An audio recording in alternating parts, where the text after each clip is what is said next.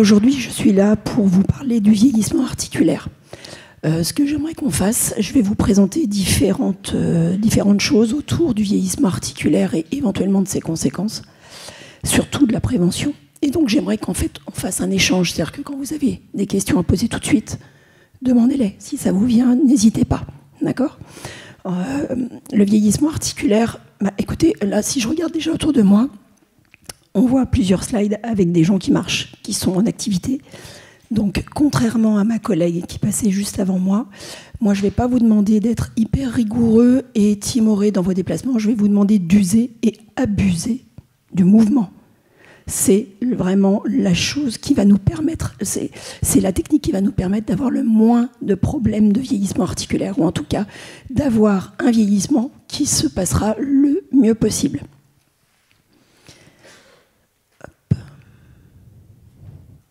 Donc d'abord, je vais me présenter. Je m'appelle Laurence Blouin, je suis masseur kinésithérapeute et j'ai la chance, au travers de mon activité professionnelle, de pouvoir aussi être éducateur sportif. Donc je donne des cours de yoga, de pilates, d'activité physique adaptée, d'école du dos. J'ai un panel d'élèves de tout âge et j'ai la chance aussi, avec la plateforme Capform Senior, d'avoir enregistré pour vous des ateliers mobilité et d'animer aussi des ateliers mobilité une fois par mois à partir du mois de janvier sur Lyon.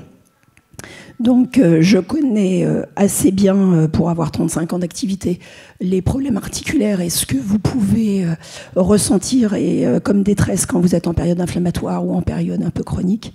Donc en fait, là je vais essayer de vous banaliser un peu les choses et de vous parler comme si je parlais à un de mes patients quand il vient pour sa première séance et qu'on veut dédramatiser, et surtout qu'on parle le même langage. Parce qu'en fait, bien souvent, on vous donne de grands mots, c'est un peu pompeux, ou alors vous lisez vous-même votre compte-rendu radiologique et c'est la panique totale.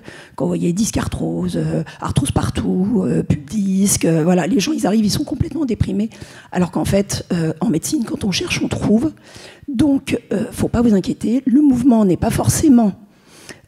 pendant quelques temps, on peut l'empêcher, on peut le restreindre, mais dans tous les cas, il ne va pas être interdit. Et beaucoup de gens ont des idées un petit peu préconçues sur les interdictions. Donc on va essayer, si vous avez des questions ou autres, de dédramatiser tout ça. Donc aujourd'hui, je vais vous parler un petit peu du vieillissement, mais surtout du vieillissement de la population. L'OMS a fait des études et a mis en place un protocole de recherche parce qu'on va se retrouver d'ici une vingtaine d'années. Là, actuellement, nous avons les gens qui sont aux environs de 60-65 ans, qui sont ceux de la génération du baby-boom, qui commencent à être assez nombreux. Et dans une vingtaine d'années, on aura 1/5 de la population mondiale qui aura plus de 60 ans, ce qui est énorme. Donc l'OMS a mis en place des détections un peu partout et des recherches pour essayer de prévenir. Et pour une fois, en France, on adhère à la prévention. Donc profitez-en, n'hésitez pas à vous faire détecter. Je vous en reparlerai après. Vous pouvez même télécharger des applications qui vont vous permettre de faire vos détections vous-même à la maison. Et donc ça va permettre de prévenir un certain nombre d'effets du vieillissement. Ensuite, on va parler de l'impact des douleurs articulaires sur la vie des seniors. Ben oui, pour beaucoup, vous avez encore cette idée en tête, j'ai mal, donc je ne bouge pas. Non. On a mal, on bouge. On a une tendinite, on bouge. On a quelques douleurs, on va moins bouger, mais dans tous les cas, on ne s'arrête plus comme on pouvait le faire auparavant. Une hernie discale qui apparaît sur arthrose ou pas d'arthrose d'ailleurs. On ne laisse plus les gens immobiles dans le fond d'un lit, on leur demande d'aller marcher. Donc il faut bouger. L'impact des douleurs articulaires sur la qualité de vie, c'est aussi si je ne bouge pas, je ne sors plus. Si je ne sors plus, je n'ai plus de vie conviviale, de vie sociale. Et petit à petit, je m'isole et je ne fais plus partie d'un système dans lequel j'étais bien intégrée. On s'isole, on devient parfois un petit peu plus sourd, on mange moins bien, on perd au niveau musculaire, on perd au niveau articulaire, et après, petit à petit, on glisse tout doucement vers une perte d'autonomie. Donc il faut vraiment penser à l'impact de ces douleurs articulaires qui peuvent, pendant quelque temps, vous empêcher de bouger. Ensuite, quand je vous explique, quand je vous note que le vieillissement, c'est pas une fatalité, mais souvent c'est lié à des facteurs modifiables, c'est tout simplement qu'en fait, ce vieillissement, cette dégradation articulaire, elle peut avoir différentes causes qu'on va reprendre ensuite, mais surtout, elle peut être liée aussi à votre alimentation qui peut être inflammatoire, pro-inflammatoire, qui peut accentuer certaines maladies inflammatoires, comme la polyarthrite, comme la spondylarthrite ankylosante, qui peut aussi dégrader un peu vos articulations et accélérer l'apparition d'arthrose, puisque ça déstabilise un système. Donc, je pense à la nutrition, mais aussi, ce n'est pas une fatalité, parce que bien souvent, on a l'impression que parce qu'on prend de l'âge, les douleurs articulaires sont normales. Non. Non. On est un peu plus raide le matin au réveil, on est un petit peu plus lent à se mettre en route, mais une fois qu'on est parti, normalement, on doit retrouver une certaine mobilité et une certaine aisance. L'histoire de la fatalité, c'est que bien souvent, on pense que l'âge signifie arrêt des activités. Non, le vieillissement articulaire, il est décrit dans certaines études comme étant plutôt une amnésie sensorimotrice, c'est-à-dire que dans notre vie, nous avons eu différents écueils, différents accidents, différentes périodes d'arrêt qui nous ont obligés à mettre pendant quelque temps une articulation un peu au repos.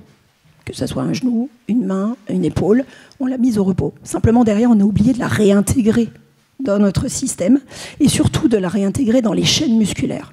Et donc petit à petit, étant donné qu'on fonctionne en chaîne, on diminue l'usage de ces chaînes, on diminue la qualité de mobilité de ces chaînes, et finalement, on perd un mouvement d'une autre articulation sur cette même chaîne uniquement parce qu'on a arrêté d'utiliser, par exemple, un poignet.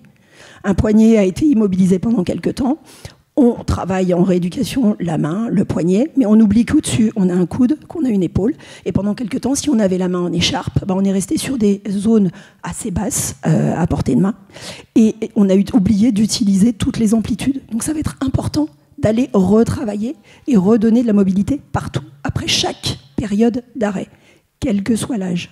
D'accord ? Donc, quand on décrit le processus de vieillissement, on dit que c'est, dans la définition, que c'est un processus qui est continu et progressif d'altération des tissus dès l'âge adulte. Ça veut dire qu'en fait, le vieillissement commence déjà à l'âge de 20-25 ans. Donc, si à 30 ans, vous avez un accident assez important, mais il ne faut surtout pas négliger la reprise des activités et se faire aider pour cela, pour ne pas avoir les conséquences de ce vieillissement quand on arrive à la cinquantaine, soixantaine, 70 ans. D'accord ?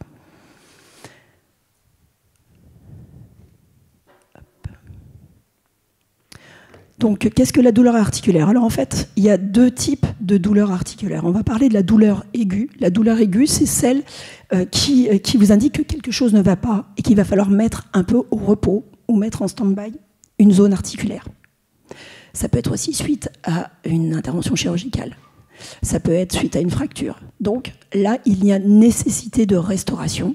Donc effectivement, cette douleur aiguë, on va la traiter par une mise au repos et se faire accompagner, bien évidemment. Moi, je suis là en tant que masseur kinésithérapeute, je ne suis pas du tout médecin, ni rhumatologue, ni spécialiste, mais se faire accompagner par un traitement qui a été élaboré par les spécialistes. Donc, la douleur aiguë, oui, elle peut nécessiter parfois une immobilisation, mais attention, derrière, il va absolument falloir récupérer les amplitudes et les mobilités et la force musculaire. D'accord ? Ensuite, on a la douleur chronique. La douleur chronique, c'est celle qui apparaît parce qu'elle est persistante et récurrente, surtout au-delà de 3 mois, sans diminution de la gêne qu'elle provoque. Donc, celle-ci, elle répond mal en général au traitement. On a essayé différents traitements médicamenteux, on a essayé des traitements en kinésithérapie, on a essayé des traitements dans différentes techniques. Et en fait, finalement, on se rend compte qu'on est un peu en errance, on se retrouve un petit peu dans le flou, on ne sait pas trop comment faire, comment agir, et donc on se retrouve avec une détérioration de nos fonctions, c'est-à-dire qu'on utilisera un peu moins. On a une période de poussée articulaire, de poussée d'arthrose, par exemple. On se dit, oh non, non, non, là je vais rester au repos, et puis je vais prendre des anti-inflammatoires, et ensuite je vais attendre un petit peu, et puis non, finalement, on ne réagit pas bien aux anti-inflammatoires. Pourquoi? Parce qu'en fait, on a oublié qu'à côté, il fallait faire quelques exercices, et ensuite, c'est un cercle sans fin, un cercle vicieux qui se met en place, et petit à petit, on réduit notre périmètre de marche, on réduit nos exercices, on ne se baisse plus pour aller vider le lave-vaisselle le matin, on a du mal à mettre nos chaussettes, et ainsi de suite. Et finalement, on se retrouve avec une détérioration de toutes nos mobilités. Donc ça va être aussi à prendre en compte. Il faut réussir à faire la distinction entre la douleur articulaire et la douleur chronique. Il faut vraiment que vous arriviez aussi à faire maintenant une différence entre vos types de douleurs. C'est-à-dire savoir si elle correspond. Là, vous avez eu un traumatisme, oui, c'est douloureux, mais parce qu'on a une inflammation après tout un traumatisme. Donc, mais il faut laisser l'inflammation se faire et se réguler. Et ensuite, si ça perdure au-delà de 3 semaines, là, on commence à s'inquiéter un petit peu plus. On commence à demander conseil. On va voir son médecin, on va voir les kinés. Et si vraiment ça dure beaucoup plus longtemps, là, il y aura une autre prise en charge avec des examens plus précis, parce que la douleur chronique ne doit pas exister, sauf dans certaines pathologies très inflammatoires dont je vais vous parler.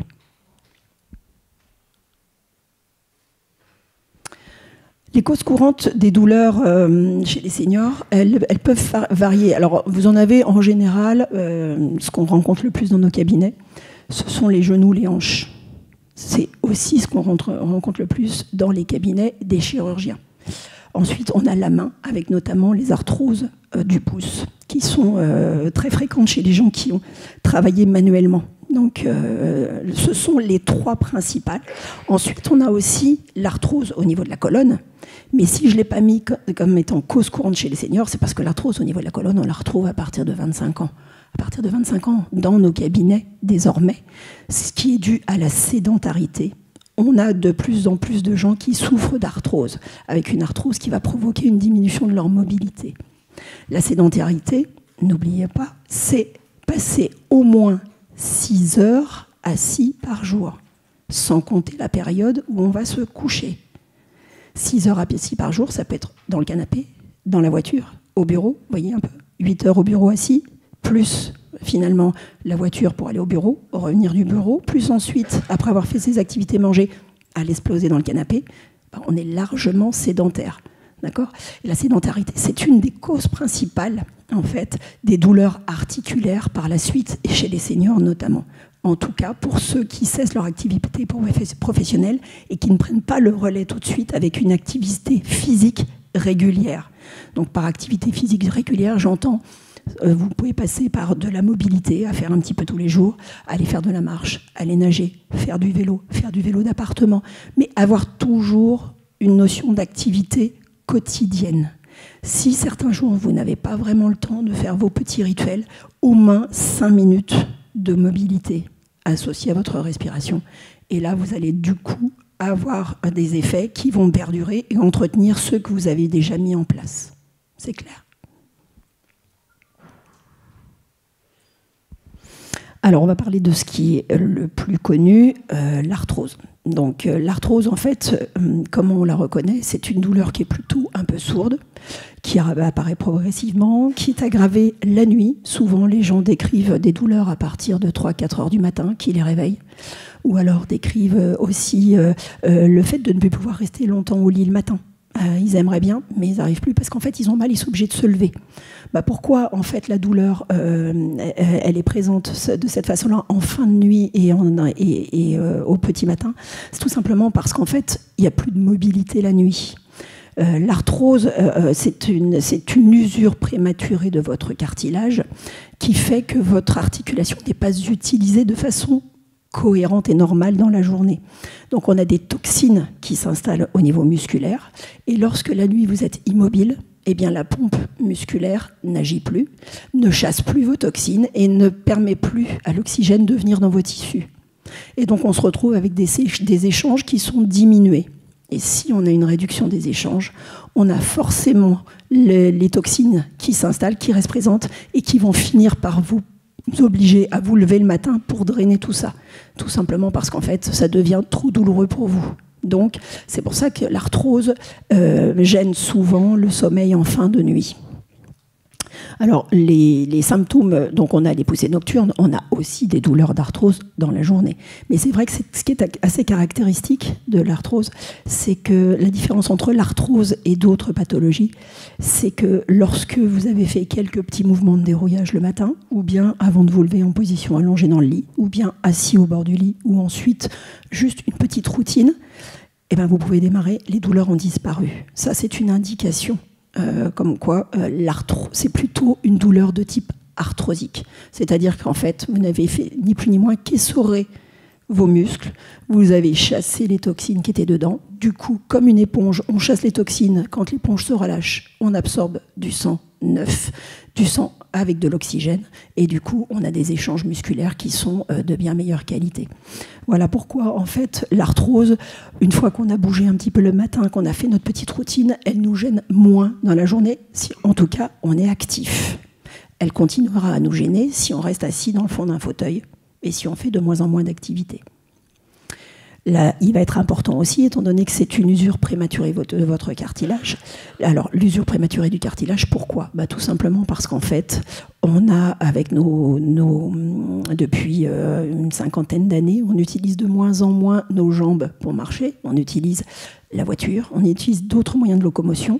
Donc, on n'a plus d'entretien régulier de notre cartilage, d'entretien régulier de nos fonctions musculaires. Et donc, on se retrouve petit à petit, si on a eu un choc, si on a eu une mauvaise fracture, une mauvaise entorse, mais aussi si on a travaillé de façon très répétée une articulation, donc dans vos professions respectives, et si on a exercé aussi une activité sportive de façon assez intense, eh bien l'arthrose c'est une usure prématurée, c'est-à-dire que votre cartilage se détériore un petit peu plus vite que chez quelqu'un qui aura un rythme assez régulier toute sa vie, mais aussi avec plutôt une activité de marche pour aller travailler, ou plutôt en faisant du vélo, et donc qui aura entretenu en permanence ses articulations.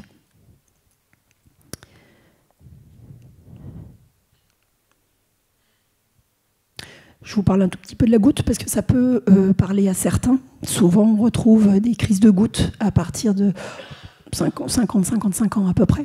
La crise de goutte, elle, va plutôt être une douleur qui va être intense, soudaine et chaude. C'est-à-dire que quand vous, au contraire de l'arthrose, sauf en période très inflammatoire, quand vous touchez votre articulation, elle est un peu gonflée, elle est un peu œdémaciée éventuellement, mais elle n'est pas chaude. Quand vous touchez une articulation, et notamment dans la crise de goutte, ça va toucher le gros orteil au niveau du pied. Là, votre gros orteil va être douloureux, mais aussi il va être chaud. Donc ça, c'est une indication. Et en général, ça touche quand même le gros orteil. On a quelques crises de goutte au niveau du genou, avec des petites irradiations au niveau des orteils, mais principalement le gros orteil. Donc si un jour, vous vous réveillez avec ces douleurs-là, ou si ça apparaît dans la journée, pensez à ça. Et à ce moment-là, il faut quand même consulter votre médecin, parce que malgré les petits traitements qu'on peut mettre en place, et ma collègue d'avant vous a dit attention aux automédications, donc on peut rester sur des choses superficielles, c'est-à-dire éventuellement de l'argile, des huiles essentielles, déjà pour calmer la glace aussi, pour calmer un peu les douleurs. Si ça persiste, il faut consulter, parce que la goutte, c'est dû à un excès d'acide urique dans votre sang, donc ça peut signaler un petit dysfonctionnement de vos reins, et donc ça va être important quand même de consulter et de faire vérifier par le médecin. La crise de goutte est aussi très souvent due à l'alimentation, c'est-à-dire il y a certaines viandes qui peuvent déclencher ça, certains poissons, certains crustacés, et aussi la consommation de vin blanc. Donc, si un jour vous faites une crise de goutte après un repas bien arrosé, souvent on voit à Pâques, par exemple, parce qu'on a fait l'association du vin blanc avec aidez-moi. Oui, voilà. Et bien à ce moment-là, c'est étonnant. On a souvent des crises derrière. Alors là, on parlait des dégradations articulaires. On a parlé des dégradations articulaires avant, qui étaient dues à une altération de votre cartilage, mais par des stimulations mécaniques. Maintenant, on va parler de ce qu'on appelle les maladies auto-immunes, c'est-à-dire ce sont des maladies que vous déclenchez et qui, elles vont provoquer une altération de votre cartilage. Donc ce n'est pas le mouvement, ce n'est pas l'utilisation permanente d'une articulation de par votre activité professionnelle qui va provoquer ça, c'est surtout une douleur qui est provoquée par un dérèglement de votre système immunitaire. Donc dans les maladies auto-immunes, on en a beaucoup. Il y en a 2 qui sont assez souvent, enfin 3, il y en a une autre dont je vous parlerai derrière.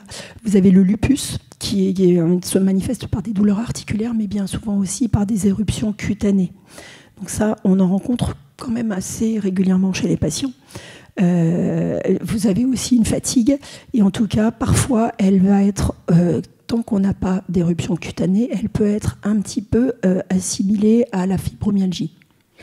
Ensuite, vous avez la spondylarthrite ankylosante, qui est une douleur dans le bas du dos et dans les hanches, qui, elle, est due en fait à une altération de votre articulation sacro-iliaque au départ, qui va provoquer au niveau des anthèses, c'est-à-dire là où s'attachent vos ligaments et vos muscles, des calcifications.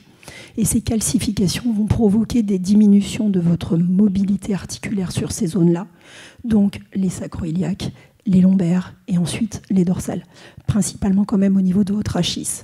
Par contre, cette spondylarthrite est tout à fait bien améliorée par l'exercice, par les mobilités, mais si vous êtes en période de crise et que vous faites énormément d'exercices, là, vous allez l'accentuer. Donc il faut vraiment, dans un cas de spondylarthrite, tant que vous ne connaissez pas encore la façon de gérer votre maladie, il faut vous faire accompagner absolument par un professionnel de santé.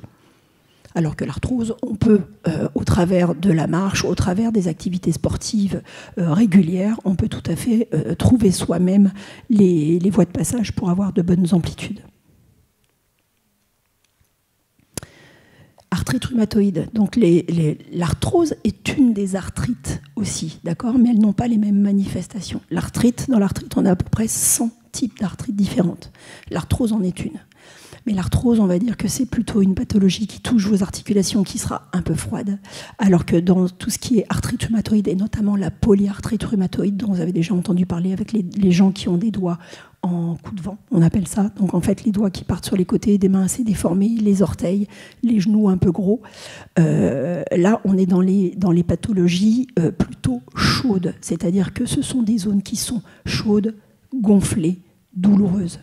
Donc qu'il faut accompagner avec un traitement anti-inflammatoire la plupart du temps, qui va être au long cours, hein, avec bien souvent des injections 1 fois par semaine, mais à côté des mouvements à répéter régulièrement, aller chercher les possibilités de mouvement, vous faire accompagner pour voir où sont vos limitations, comment vous pouvez aller dans vos limitations, vraiment faire un bilan par un kiné pour savoir comment gérer vos crises et surtout comment éviter d'en avoir trop souvent. Parce qu'en fait, la perte de mobilité accentue l'apparition des crises. Donc là aussi, hein, c'est vraiment, il faut rester dans un mouvement, mais après un mouvement qui va être un petit peu moins prononcé quand vous êtes en période inflammatoire que lorsque vous avez simplement une poussée d'arthrose. Vous n'avez pas de questions ? La fibromyalgie, vous en avez entendu parler ? Alors, il y a la fibromyalgie, c'est une maladie qu'on a étiquetée assez récemment, on va dire depuis moins d'une vingtaine d'années, qui répond à différents critères. Mais certaines personnes, on ne sait pas vraiment dans quelle catégorie les mettre, donc malheureusement, on les classe dans la catégorie des fibromyalgies, alors qu'elles sont un petit peu en errance et qu'on peut éventuellement se tromper. Donc la douleur dans la fibromyalgie, elle va plutôt être diffuse dans tout votre corps. Ce sont des gens qui se plaignent de douleurs un peu partout. Quand on veut vraiment étiqueter quelqu'un de fibromyalgique, ou en tout cas poser un diagnostic, il faut que le diagnostic réponde à différents points de pression, 21. Et c'est là, si la personne répond sur tous ces points de pression au niveau du corps, oui, on pourra dire qu'elle est réellement fibromyalgique, ou en tout cas totalement fibromyalgique. Pour certaines, on a encore quelques petits doutes, on essaye en tout cas de les orienter un tout petit peu différemment. Donc les symptômes associés, c'est ce que je vous disais par rapport à d'autres pathologies, c'est aussi la fatigue. Les troubles du sommeil, parce qu'en fait les gens ont du mal à trouver des positions de confort pour pouvoir se reposer. Et le repos va être important dans toutes les douleurs articulaires aussi, parce que c'est pendant le repos aussi qu'on régénère au niveau musculaire. Et la différence, c'est qu'en fait, elle, c'est une maladie qui n'est pas auto-immune, mais qui peut être accentuée par des problèmes d'alimentation et donc par un dérèglement du système immunitaire, donc créer des inflammations un petit peu partout dans votre corps.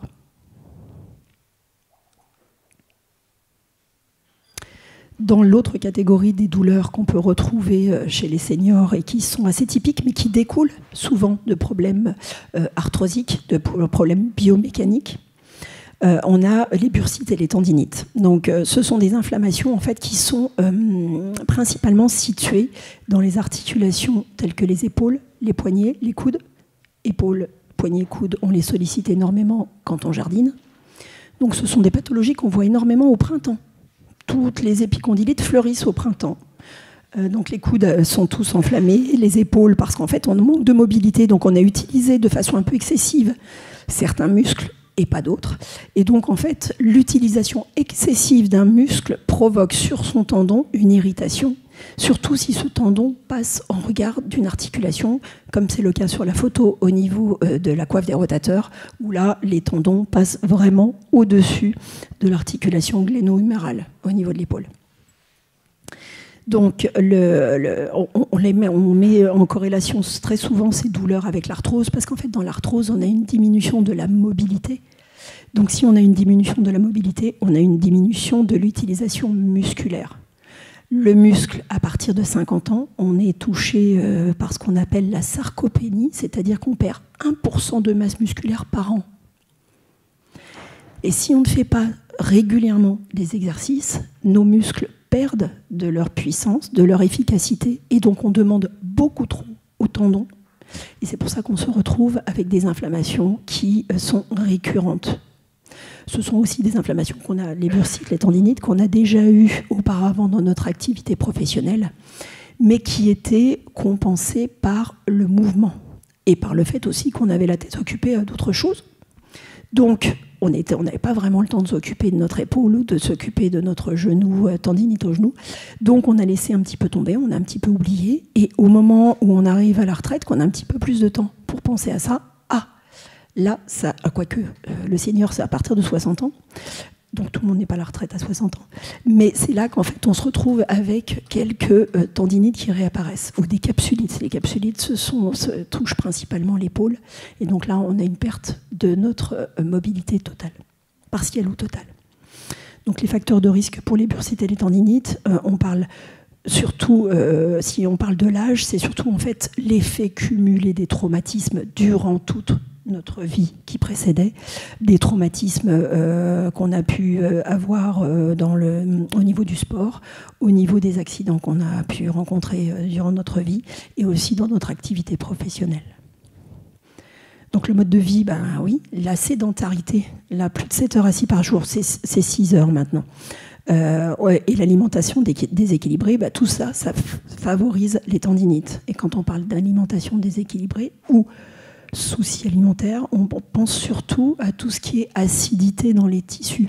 Donc il y a des études qui prouvent qu'un terrain acide provoque plus de calcification dans les tissus, et les calcifications sont souvent à l'origine de tendinites, surtout au niveau de l'épaule.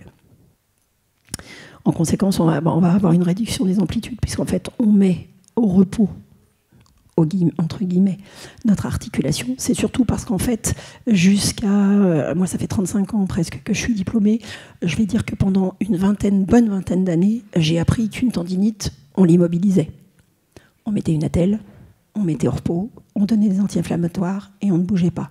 Non, toutes les études maintenant, qui sont des études beaucoup plus poussées, parce qu'en fait, on les fait de façon très randomisée, ont permis de montrer qu'il faut garder du mouvement. Sauf que vous avez quand même eu ces traitements-là au décours de votre vie, et vous avez aussi parfois gardé cela en tête, parce que c'était les patients nous le disent bien. Ah oui, non, mais il ne faut pas que je bouge. Ou alors sur des lombaires, ah mais non, il ne faut pas que j'aille en extension. Si, on a des amplitudes, il faut toutes aller les chercher. Le corps a été fait de cette façon-là, c'est pour que ça bouge. Si on peut aller en extension, c'est qu'on a besoin d'entretenir notre extension. Toutes les mobilités sont là pour être utilisées ou entretenues. Donc, il faut vraiment faire un petit check de toutes les mobilités avec ou un praticien de santé ou un animateur d'activité physique adaptée pour vraiment passer en revue toutes vos articulations et toutes leurs fonctions et aussi toutes les amplitudes articulaires que vous avez à tous les niveaux. Et c'est de cette façon-là que vous arriverez à maintenir un bon état musculo-squelettique.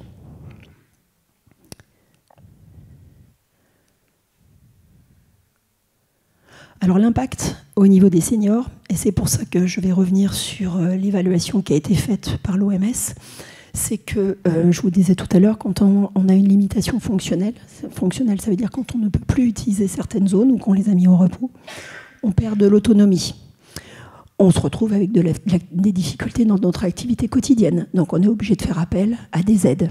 Alors qu'en fait, on pourrait tout à fait, avec une régularité dans les exercices, une régularité dans les petites mobilités, on pourrait tout à fait suppléer ça. Il faut simplement être un peu patient pour que votre corps comprenne que vous mettez en route un système qui doit réagir, il va se mettre à refonctionner, il va se mettre à apprécier. Au début, c'est pas très sympa de venir travailler sur une amplitude de hanche qui est un petit peu délicate. Donc, il faut persévérer, il faut aller par petites quantités. Je préfère dire à mes patients, mes patients me demandent, je leur dis, je préfère que vous fassiez 5-6 minutes par jour que 2 ou 3 fois par semaine, une demi-heure. Parce qu'au moins 5-6 minutes par jour, si vous prenez un secteur à chaque fois, vous êtes sûr d'avoir fait travailler tout ce secteur, vous êtes sûr de ne pas vous être fait mal, et ça ne va pas devenir trop pesant pour vous. Et petit à petit, en fait, vous allez prendre goût, parce que vous allez vous rendre compte que vous faites beaucoup plus de choses, et de façon plus aisée, et en tout cas avec beaucoup moins de fatigue. Donc, faites très, très régulièrement des petits exercices, ou même par petites séquences de 2 minutes, plusieurs fois dans la journée. Vous dites, aujourd'hui, le thème, ça sera mon genou-cheville. Et aujourd'hui, je vais faire des petits squats, et je vais faire un travail de cheville. Et j'en ferai 10 toutes les 3 heures. Ou 10 à chaque fois que je passe dans la cuisine. Voilà, il faut que ça soit sous forme de jeu aussi, pour qu'il y ait un côté ludique et pas un côté contrainte. Voilà. Le mouvement, c'est vraiment la vie. Donc il ne faut pas que ça soit une contrainte. Il faut que ça vous donne l'envie d'aller toujours un peu plus loin.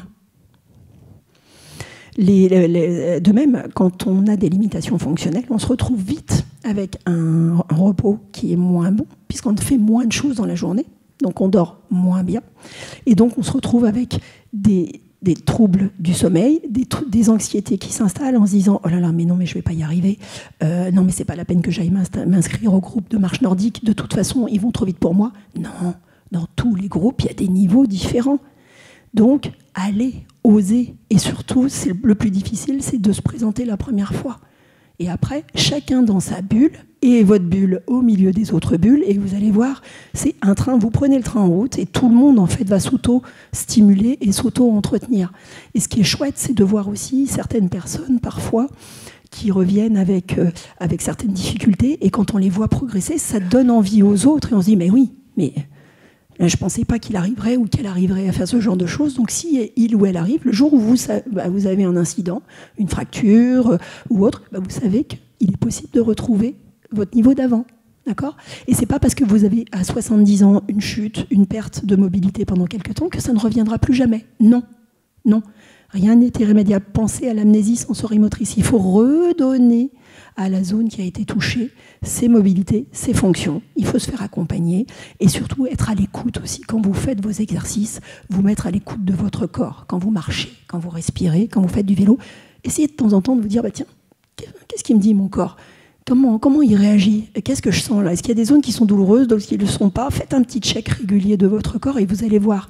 D'abord, c'est passionnant. Et ensuite, vous allez découvrir beaucoup de choses sur vos propres capacités qu'on a toujours tendance à minimiser, sauf si on a fait du sport de haut niveau auparavant.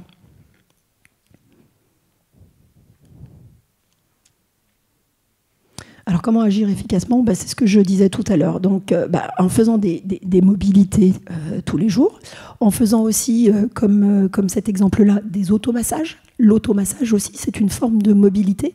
Quand on touche sa cheville, son genou, un peu chaque jour, eh bien, on se rend compte, tiens, ce matin, c'est bizarre, c'est plus épais, c'est plus chaud. on va peut-être faire un petit peu plus attention à cette zone-là dans la journée, où on va la chouchouter un tout petit peu plus en disant non, je vais aller faire mes mouvements quand même sur cette zone-là, mais je vais y aller avec un peu plus de modération. Je vais essayer de découvrir qu'est-ce qui me fait mal, pourquoi elle est chaude, pourquoi est-ce que ça correspond à quelque chose que j'ai fait hier, les jours précédents. Voilà, essayez d'identifier à chaque fois pourquoi il y a une différence.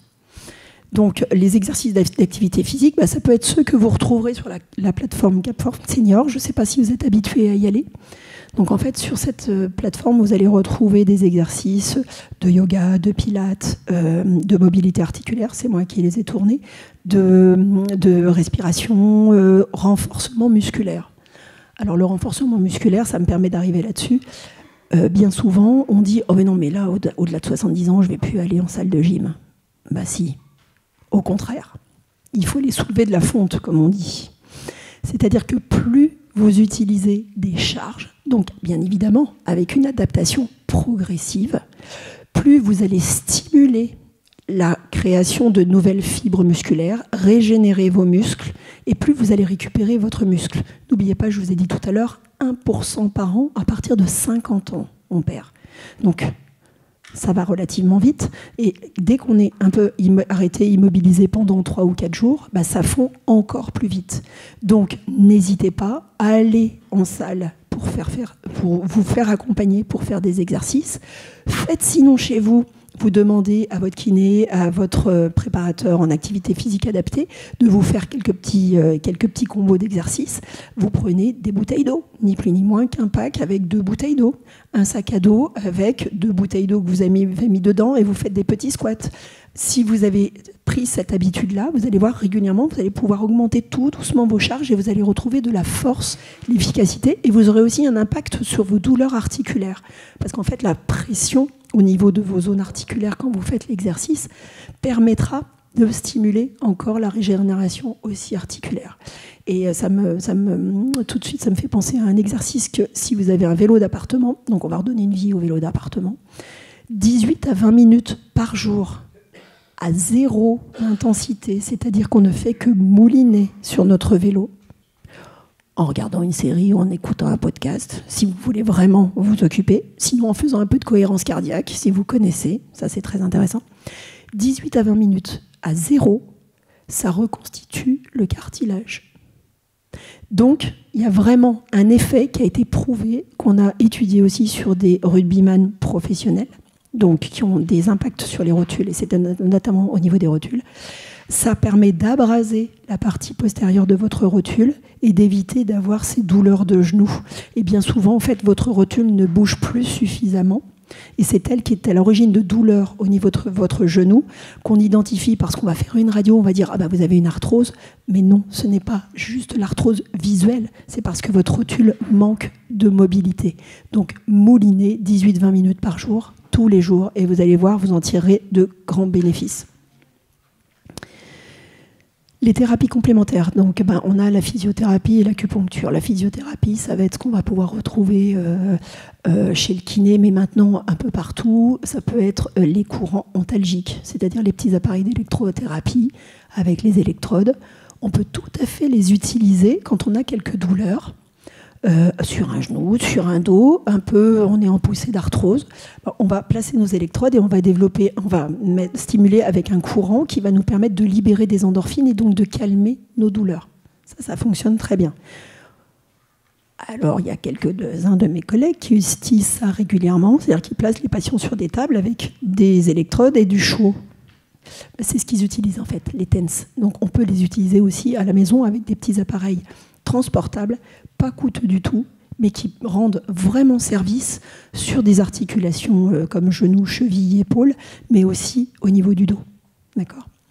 La physiothérapie, on a aussi la chaleur qui est considérée comme étant de la physiothérapie. La chaleur ou le froid. Bien souvent, les patients me demandent « Qu'est-ce que je fais ? Je mets de la chaleur, je mets du froid ?» Eh bien, il faut que vous testiez comment votre corps vous réagit et ce qu'il apprécie le plus. Généralement, sur les douleurs articulaires, on mettra plutôt du chaud pour soutenir le processus d'inflammation. C'est quoi une inflammation ? C'est rougeur, chaleur, douleur. Il ne faut pas la freiner totalement, cette inflammation. Il faut la laisser, mais il faut l'aider à bien fonctionner. Pourquoi la rougeur? C'est parce qu'en fait, quand on a une douleur articulaire, le corps envoie beaucoup de sang sur cette articulation pour apporter un maximum d'oxygène et les cytokines éventuellement pour gérer l'inflammation. Ensuite, pourquoi c'est gonflé? Parce qu'on a un œdème. L'œdème est nécessaire aussi pour évacuer ensuite toutes les toxines et pour gérer l'inflammation.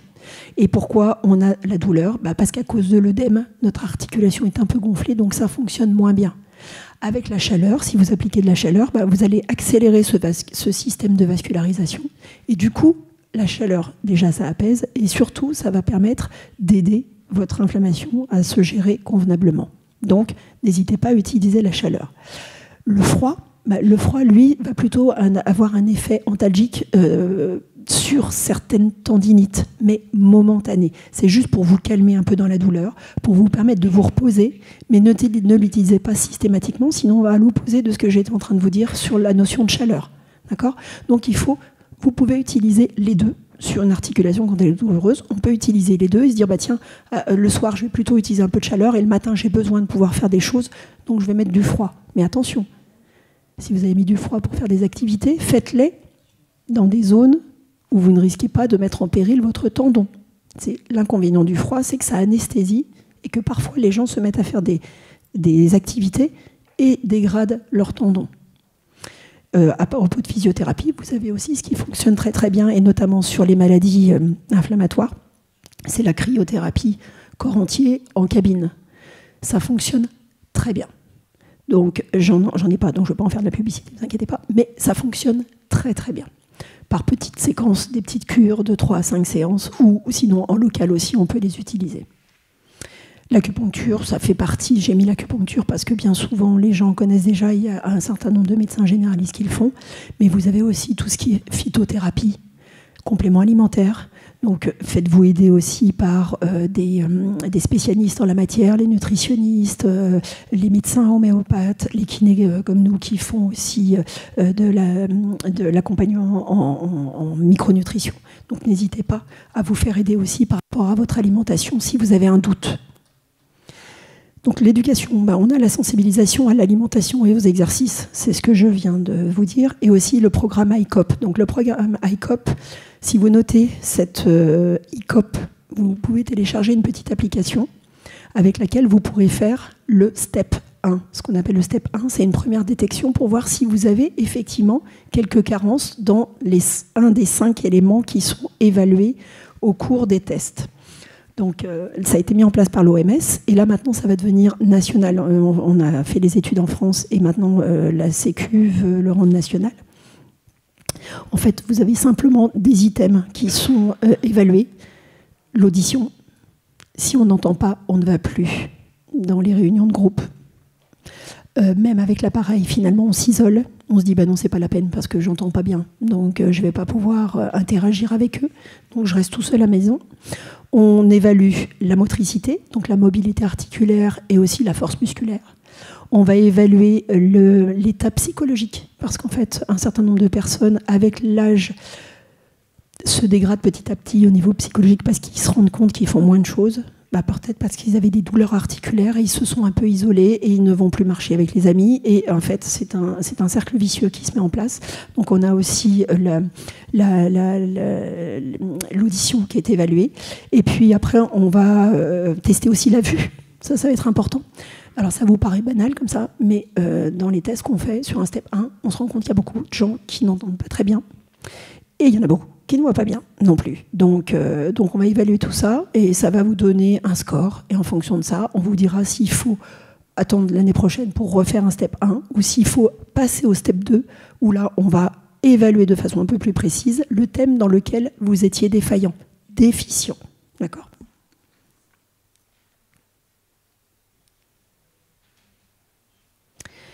Donc, quand on parle d'un alignement corps et esprit, et on le voit maintenant beaucoup, on voit beaucoup de gens en mouvement, beaucoup de gens en vélo, beaucoup de gens en marche nordique. La marche nordique, ça a pris beaucoup, parce qu'en fait, ça a été mis en place au départ, surtout par Roselyne Bachelot, qui demandait à la Ligue d'athlétisme de trouver quelque chose pour faire bouger les gens sédentaires.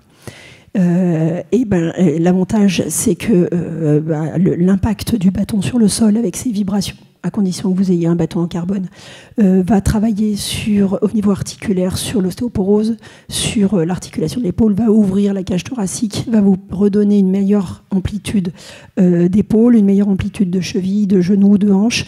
Il y a le côté convivial aussi, qui est très important. Et il y a le côté cardiovasculaire avec une redynamisation de tout votre système cardio-respiratoire qui va être vraiment très importante. Donc ce qu'il faut, c'est surtout redonner, lorsque vous commencez à sentir un peu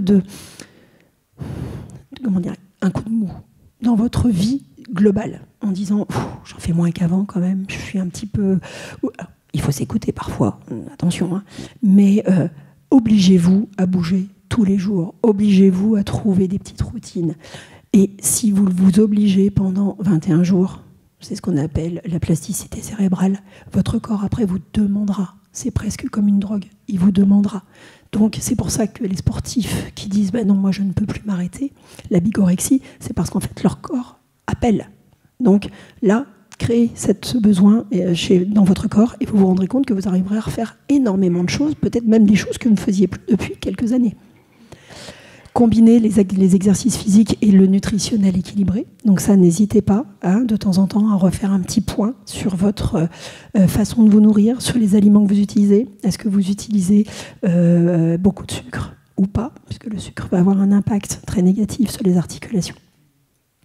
Et ensuite, essayez de privilégier quand même les activités, le travail en groupe, parce qu'en fait, c'est ce qui va vous redonner un élan, c'est ce qui va vous permettre de vous retrouver dans une société, parce qu'en fait, on a la société qui travaille et la société qui se retrouve ensuite à la retraite.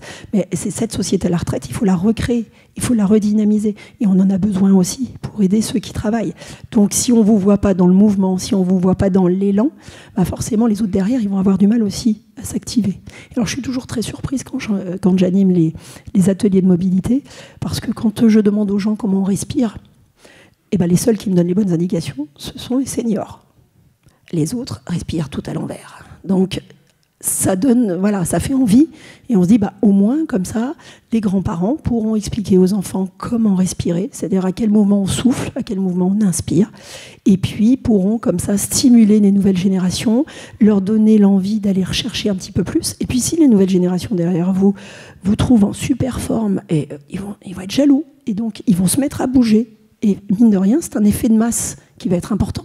Et les douleurs articulaires que vous avez peut-être maintenant, eux les éviteront ensuite, parce que eux, ils ont une vie sédentaire encore plus importante que vous ne l'aviez. D'accord ? Donc vraiment, il faut se mettre à retravailler en groupe, pourquoi pas en intégrant aussi des plus jeunes, pour montrer que le mouvement, c'est important, et qu'à quel que soit l'âge, on peut réussir à faire des activités sans aucun souci.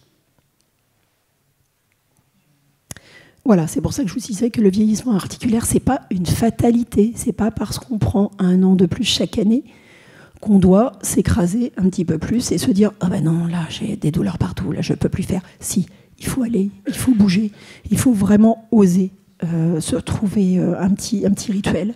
Ne pas hésiter à aller dans les cours avec des beaucoup plus jeunes. Et vous inquiétez pas, moi régulièrement je vois les seniors qui sont hommes et femmes, parce que j'ai les deux, beaucoup plus alertes et beaucoup plus en phase que les plus jeunes, et beaucoup mieux dans leur corps. Ils savent où ils en sont dans l'espace, alors que les plus jeunes, ça devient un petit peu catastrophique. Voilà. Est-ce que vous avez des questions ? Alors attendez, je vais venir vers vous.